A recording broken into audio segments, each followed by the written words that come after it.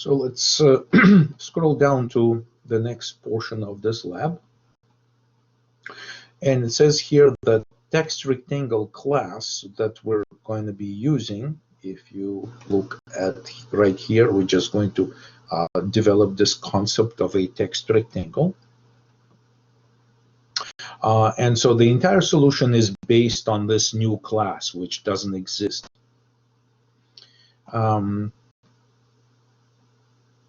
So the program right now, the intention here is to create the text rectangle and use it for every word that we're going to display in those sentences with hidden words, and use it to manipulate everything.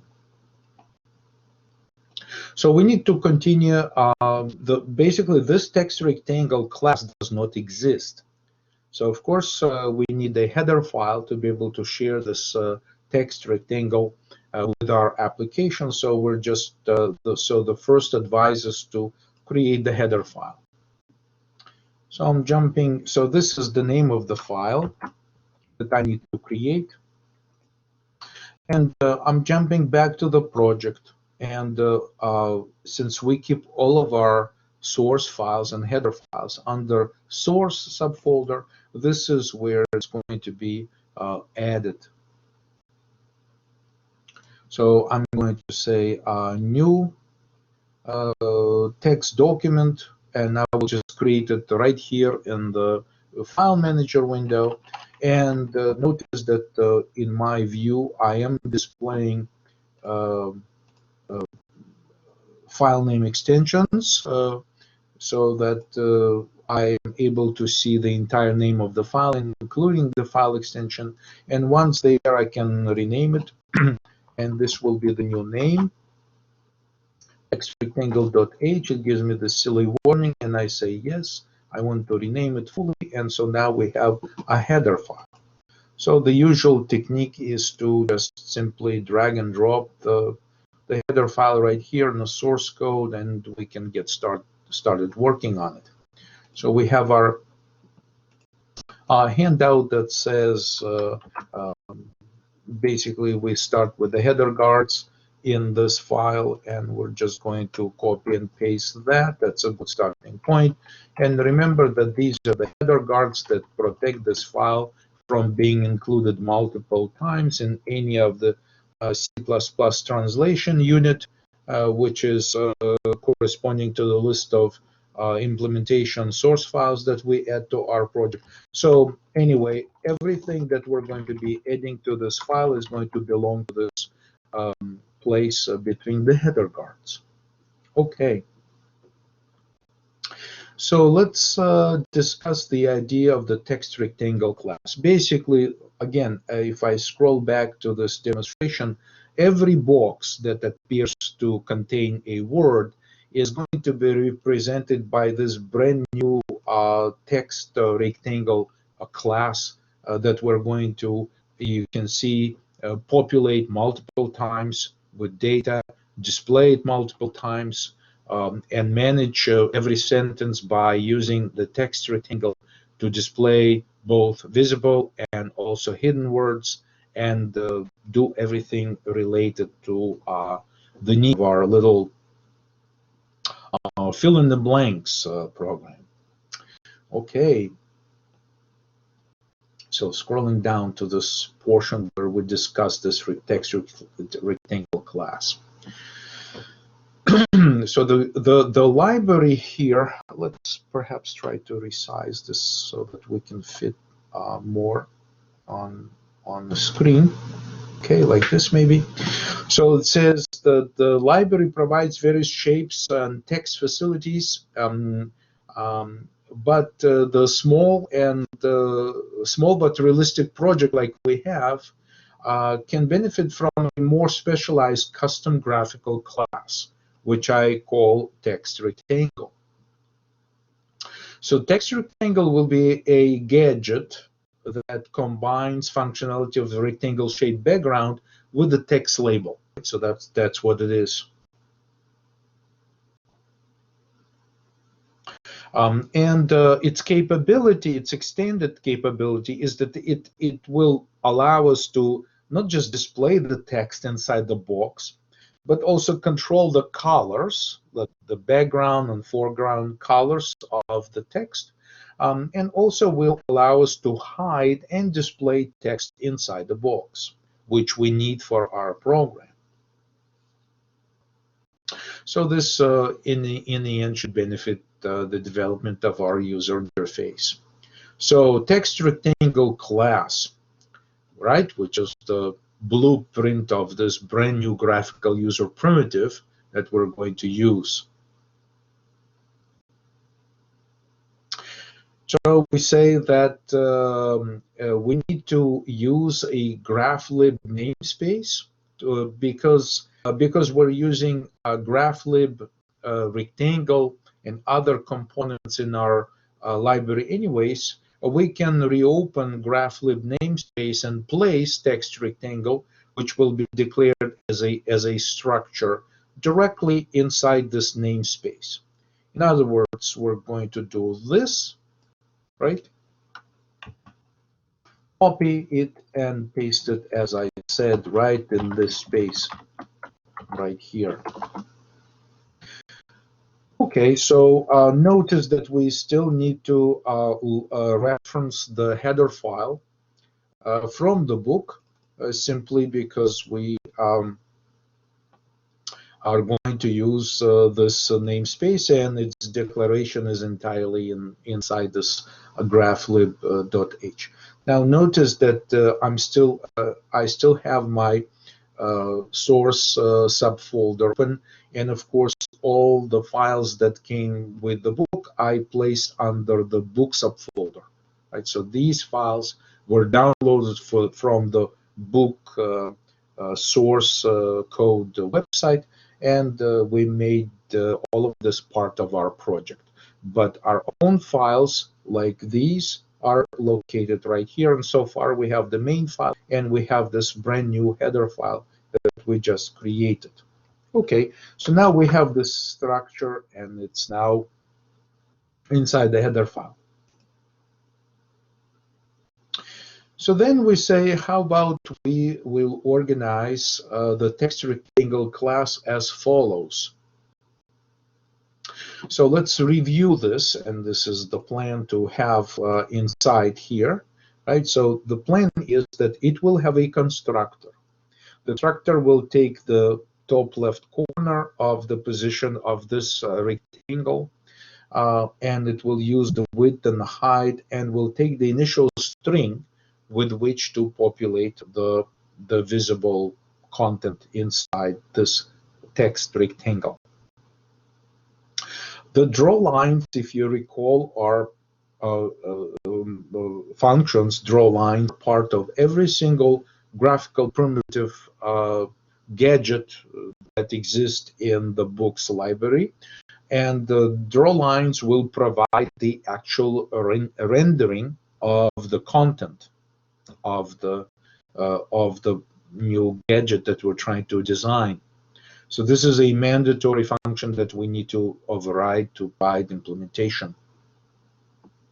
Now notice that many of the functions have a const qualifier at the end of function declaration, which indicates that the function has no intentions of modifying the memory of this object, only to complete certain tasks.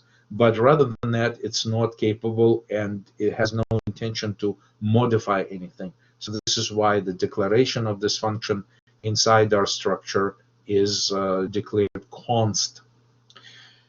And then we will allow changing the label. What we call label is the text that will appear inside the box. So this will be, so there is a set label and label that returns the content. We will be able to set font, change the font, because we would like to maintain a certain appearance and maintain, you know, ability to change the font style and its size. So we can set font, we can get font, and font, you recall from previous lab, is a helper, helper, helper class or utility class from the library, which manages different font styles and sizes. All right, so set font, get font size. And this is a custom method that we're going to design that will allow us to hide the text or show the text with the desired color. Okay, so the default color is actually blue. And internally, we will be holding a text graphical user primitive. Text right here is a graphical user primitive that exists in the library as a separate gadget.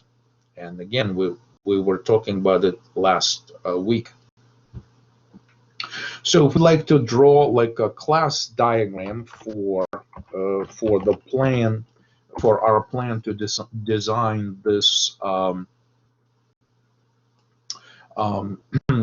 text rectangle structure. Okay, so this will be our right, so this is a text rectangle that we'd like to design.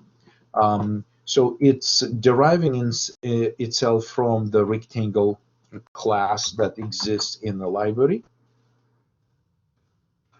somewhere, and it is also using the text primitive as a member data of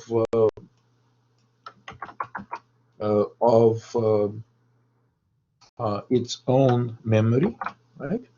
Okay, so let's just rearrange that a little bit. So we'll place the rectangle somewhere close to the top. We'll push this down here, and we'll show that these are the two classes that we use that belong to the library, right? Text and rectangle. They belong to the library. I need to move it a little bit down, like this. Okay, and this is our own class, text rectangle.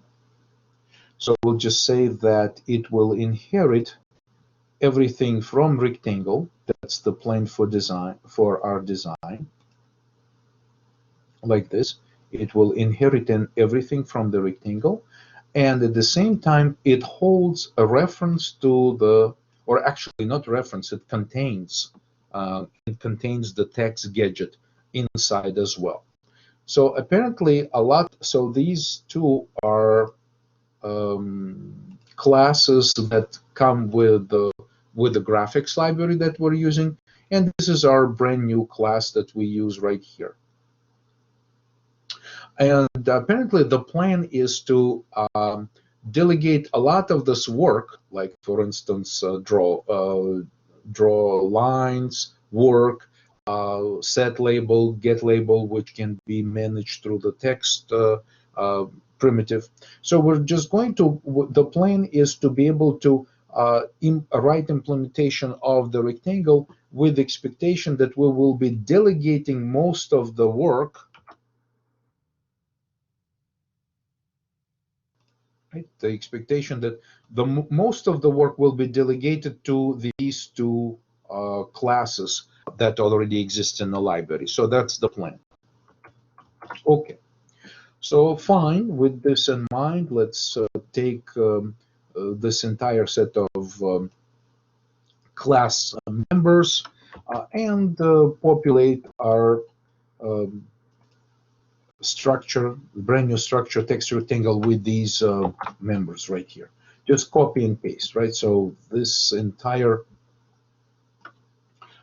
copy and paste that I did, it appears to be directly inside this brand new structure text rectangle. I will probably adjust some indentation here to just show the internals of the class in between the opening brace and the closing brace of our class. So I'm just going to save this. So we're going to develop this fully with all member functions doing something that these member functions are supposed to do. Okay, so just this is where we got started on our text rectangle class, and we'll continue going down this path. And so this is the discussion that we had right now with this demonstration right here, that basically it's beneficial to derive, right? This is deriving right here, the text rectangle from the rectangle class, because both graphical primitives have exactly the same shape. Essentially, this says that text rectangle is a rectangle. That's what this inheritance indicates. And so this way, text rectangle inherits everything for the background drawing of our text rectangle from the rectangle class. And then position of this label is calculated relative to the upper left corner of the enclosing rectangle. An instance of text variable is hidden inside our brand new type of object right here. But of course, we'll be delegating all the work to text graphics library primitive to deal with the text. Okay.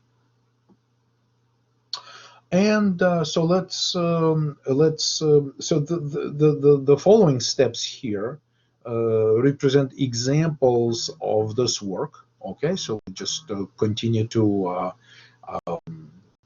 work on this, but they're written as inline functions. But what I will be doing is that before I continue with the rest of this implementation, I would like to keep the class or structure text rectangle declaration clean.